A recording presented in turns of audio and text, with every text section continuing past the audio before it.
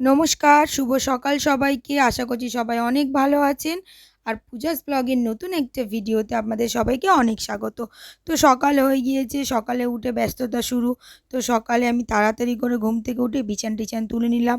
কালকে অনেকটা কাজ করেছি, তো ময়লাও অনেকটা পড়েছিল, তো ভালো করে ঘরটা ঝাঁট দিয়ে নিয়ে ঘরটা আমি ভালো করে মুছে নিলাম। মুছে টুছে রেগুলারের মতন যেরকম করি স্নান করতে চলে গেলাম, পুজোর বাসনগুলো মেজে পুজো দিতে বসে গেলাম। আজকে একটু বাজার যাব, এই জন্য তাড়াতাড়ি আছে, তো এই জন্য তাড়াতাড়ি করে পুজো করে নিচ্ছি। অনেক দিন বাজার যাওয়াই হয় না, তো ভাবলাম আজকে একটু বাজার যাব, মাছ আনবো। মাছও অনেক দিন ধরে খাওয়া হচ্ছে না, তো পুজো টুজো করে টিফিন আর খেলাম না। আগে বলি বাজার করে আসি, তারপর টিফিন খাবো।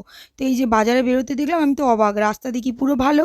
এই যে তাড়াতাড়ি করে নানা রকম 2 রকম মাছ নিলাম, মাছের তেল নিলাম আজকে অনেক দিন পর, এরপর সবজি নিলাম, আলু টালু নিয়ে রাস্তায় ফিরে আসছি। তো এই যে রাস্তা দিয়ে তাড়াতাড়ি করে ফিরে চলে এলাম, পাকা রাস্তা থেকে মনে এত খুশি কি আর বলবো।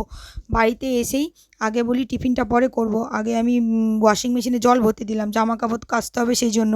দিয়ে এইদিকে এই যে ম্যাগিটা আমি করতে করতে বসিয়ে দিলাম। ম্যাগিটা করতে বসিয়ে আমি ফ্রিজটা পরিষ্কার করতে যাব, ট্রেটা যেই বার করেছি নিচের ডিমের ট্রেটা আটকে ছিল, পড়ে গিয়ে পুরো ভেঙে গেল।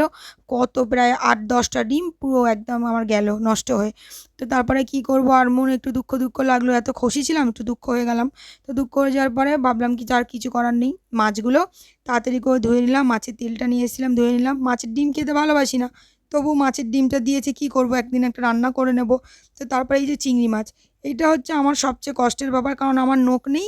চিংড়ি মাছ বাছতে আমার অনেক সময় লাগে, তো এই যে কাঁচি দিয়ে দিয়ে আমি চিংড়ি মাছ বাছছি। বাছার পরে কি করব, তাড়াতাড়ি করে বাছা হয়ে গেল, এগুলো সব জিপলক প্যাকেটে রেখে দিলাম ফ্রিজে, ভাগ ভাগ করে এক এক দিন এক এক রকম খাবো। তো এইবারে আমি রান্না করতে চলে এলাম। তো এই যে তাড়াতাড়ি করে আজকে মাছ দিয়ে আলু দিয়ে ঝোল করেছি, আর তোমার হচ্ছে পুঁই শাক আলু দিয়ে আর তেল দিয়ে, মাছের তেল দিয়ে চচ্চড়ি করেছি।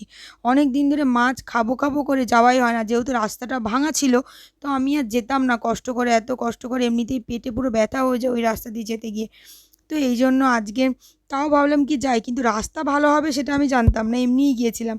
তো এই যে তাড়াতাড়ি করে মশলাটা, ওই পাশের গ্রামের বৌদিটা এসেছিলো, ওকে বললাম, ও কচু শাক নিয়ে এসেছিলো, বললাম কেটে দাও, চিংড়ি মাছ যেগুলো আছে অন্যদিন করে ফেলবো।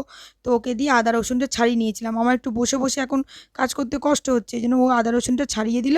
দিয়ে আমি আদা রসুনটা একবার পেস্ট করে রেখে দিলাম। তো এইদিকে এই যে একবার করে যাচ্ছি, আর জামা কাপড়গুলো কেচে কেচে এই যে শুকিয়ে নিলাম। দিয়ে আজকে অনেক জামা কাপড় হয়ে গেছে, তো ওইগুলো সব মেলে নিলাম। আর মনে মনে ভাবছি, যাদের ধরুন ওয়াশিং মেশিন নেই, আমার নয় আছে, আমি তাড়াতাড়ি করে, তাতেও আমার কষ্ট হয়ে যাচ্ছে এত জামা প্যান্ট কাচতে। আর যাদের নেই তাদের কথা ভেবে কি খারাপ লাগে এই গরমের মধ্যে, যে তারা কিভাবে কাচে। এই পাশের বাড়ির বৌদির সঙ্গে গল্প করছি যে এইভাবে তাদের কত কষ্ট হয়। তো আজকে ভিডিওটা এখানেই শেষ করলাম, সবাই খুব ভালো থাকবে।